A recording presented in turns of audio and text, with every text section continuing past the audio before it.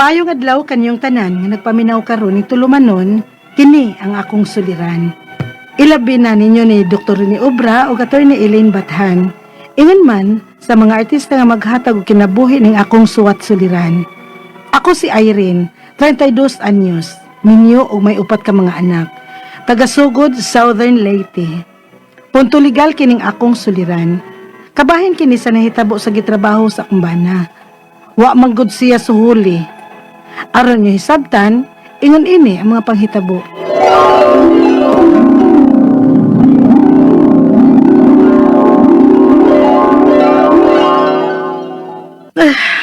Irene?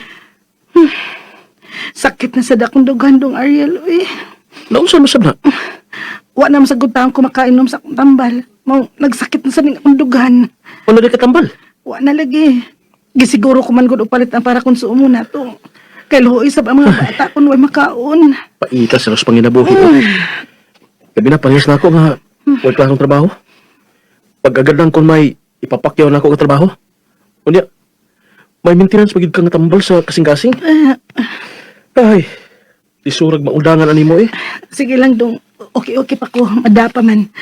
Og base na daay nga nakadungog ang ginuuron sa atong problema. Og tabangan ta niya. Pre Ariel! Pre! Oh. Nakakadiyas ninyo, pre? Siyempre inot man ron.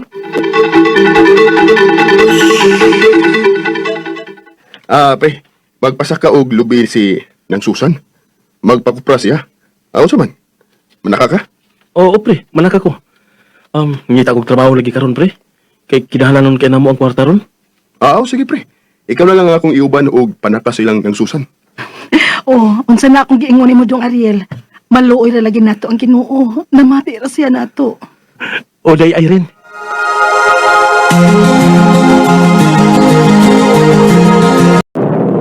Ay, wala. May kalit naman og laan na panahon. Kauwanon man. Og nagpangilat. Nga, napagidugdog. Maayo pa man ang tatong panahon kanina. Pastilan, na nakaraba og lubi sila si Ariel da. Muundang og magpasilong sa tingan nito sila. Kung dili makayang sakon ang lubi, oy. Kung kusog sad ang uwan, o di munong sila. Ay, wa na. Niwan na gyud. Sila si Ariel kain taon ron. Ay, si Ariel naman karon. Dong, kadiyot lang. Uy, Day. pasagod ni mo.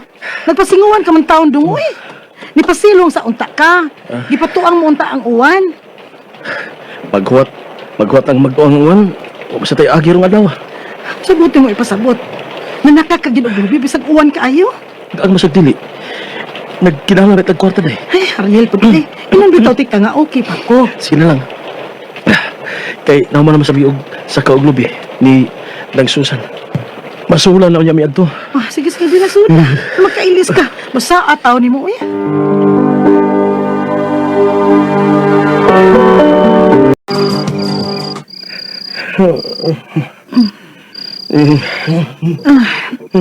Yel, nandiyan mo ka.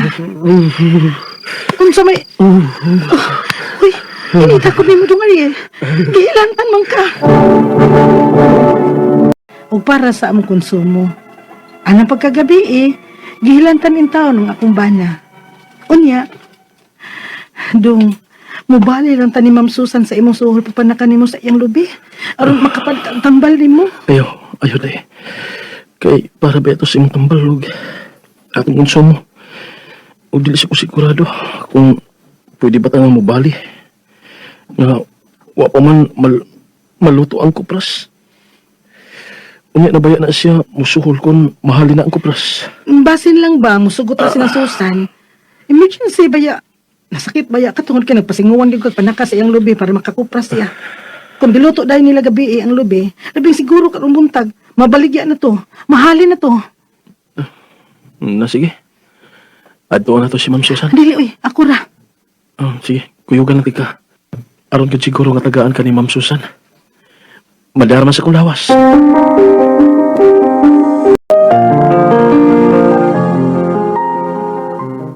Hinay lang ha. Kaya basig maunsa ka. Labing siguro, nagipong-lipong kapag yun ron. Okay naman. Pero, Tessa, nag-aso lagi ang tapanan nila ni Ma'am Susan. Ha? Hala, tuodong. Murag nasunog. Dali, day. Ay, hala eh. Kabangan nato salbar ang kupras.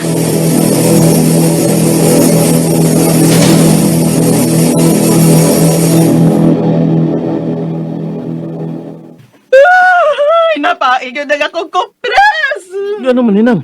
Nga nasunog man ang imong tapanan? Ang nagbantay, tibuok gabi ay nagdangag lang. Ikatulgan siguro sa animal. Pero, ma'am, may mapili pa man siguro. Ato nang tabangan dong, bi. Magpili ta kay basig may masalbar pa ani ug mahalin pa. Dungyel, wa na kita'y bugas.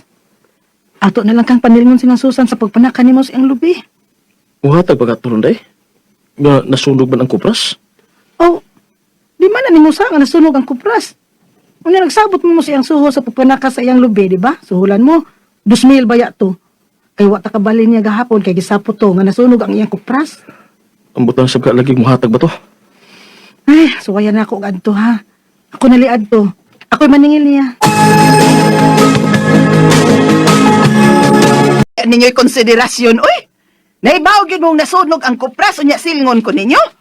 Usa man ako pagbayad ana nga nasunog man? Ha? Nang, unsa may buti mo ipasabot? Dili ni mo suhulan ang akong bana sa pagpanaka niya sa imong lubi?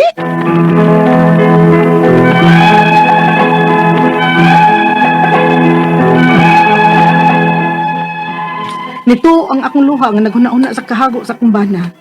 Nasakit pa in taon kanipugos kid og panaka sa lubi bisag uwan. Mutuig na ug wa gyud masuhuli ang akong bana. Ang akong mga pangutana mao kini mosunod. Unang pangutana, verbal lang ang kasabutan tali sa akong bana ug sa tag-iya sa kalubihan nga suhulan siya og 2,000 sa pagpanaka niya og lubi para kupras. Pwede ba diay ning bakuyon sa tag-iya sa lubi? Ikaduhang pangutana, nasunog man gud ang kupras kay nakatog ang nagbantay. Dili ba di ay masuhulan ang akong bana kay nasunog man ang kupras na dili man unta niya sa nga nasunog kini? Ikatulo katapos ang pangutana. Dili sad baya lalim ang pagpanaka og lubi ug timing pagyudto nga uwan-uwanon ug dangog ang hak-hak sa lubi. Di ba di ay namo pwede mapugos ang tag-iya sa lubi nga suhulan na lang ang akong bana? Pwede ba namo siyang ipatawag sa barangay? Alihog, tabangi ug tambagi ko. Kini ang akong suliran, Irene. Maayong adlaw mga suking tigpaminaw kini si Attorney Elaine Bathan og ako ang mohatag ninyo og tambag tubag solusyon kalinawan sa inyong mga pangutana mga problemang may punto legal. Kumusta man ang ato ang mga problema din ha ato ang mga agian kung kinsay mga na ay suliran ay mong kabalaka. Ipadaan ng inyong suwat sa suliran_612@yahoo.com or sa ato ang Facebook account nga kini ang Akong Suliran official writers page. Padasad atong ipadala sa 3rd floor Jose R. Martinez Building, Osmeña Boulevard, Cebu City. Standby mo mga sukiti paminaw kay mo balik mi kauman ani nga pahinumdom.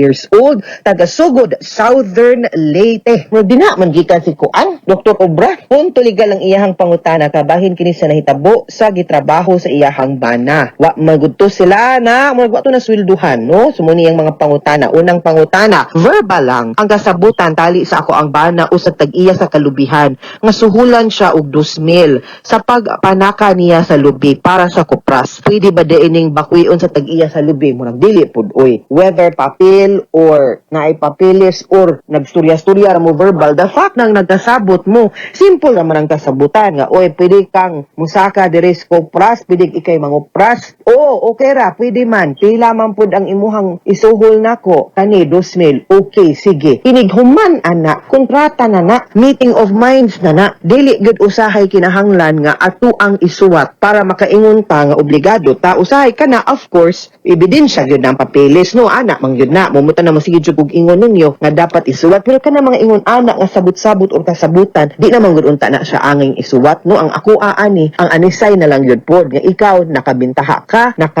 take advantage ka no so dapat na naka-benefit ka so dapat pod ikaw mubayad ka no Ikaduhang pangutana. Nasunog manggod ang kupras kay nakatulog ang nagbantay. Dili ba di ay masuhulan ang akong bana kay nasunog man ang kupras kay di man unta niya sala. Ang nga nasulog kini. Actually di gyud. Ang nga gyud gihapon siyang bayran kay nabuhat man niya ang ang ilahang kasabutan ug unsa ilang gisabutan. Kana gyud pud siguro maabot sa panahon mo. Sabutan nga ay 1,000 na lang ipabayad sa ako kay kanang agig taluoy, agig kaikog ingon ana sige pwede siguro na no pero nung kang maingon kang munigar na gyud kasi imong obligasyon kay maski kawad-on na among gyud hapon tay obligasyon di man na pwedeng ingon ana nga mamintaha ta. That is called unjust enrichment. Dili na pwede. Ikatulo, ug katapusang pangutana dili sad baya lalim ang pagpanaka sa lubi. Tinuod no ug timing pag dito nga uwan-uwan delikado no kay dangog ang hakhak sa lubi. Di ba di ay namo pwedeng mapugos ang tag-iya sa lubi nga suhulan siya sa akong bana. Pwede ba namo siyang ipatawag sa barangay? Okay. Kinahanglan sa gyud ka suhulan o magsturya-anay mo, maghusay mo unsaon. Bahalag data-datahan baron basta kay di siya munigar sa iyang obligasyon. Ipatawag palihog sa barangay pero humana lag barangay eleksyon o humana lag matin-aw na wa nang kagubot no para makibawat pag kinsag yung kapitan nga mo'y muhusay ninyo no. But